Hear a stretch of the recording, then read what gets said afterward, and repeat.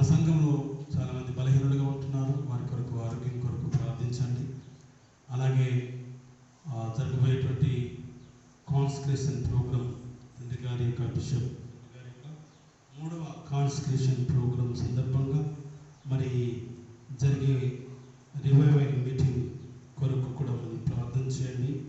మరి ప్రతి ఒక్కరు కూడా ఆ రివైవల్ మీటింగ్స్లో పాల్గొని దేవుని వాక్య పరిచర్యలో బలపరచబడడానికి మరి మనందరినీ తండ్రి గారు ప్రోత్సహిస్తున్నారు. ఎంతమంది నడిపించబడినా అంతమందికి కూడా చక్కని భోజనాలను సిద్ధపరుస్తూ ఉన్నారు.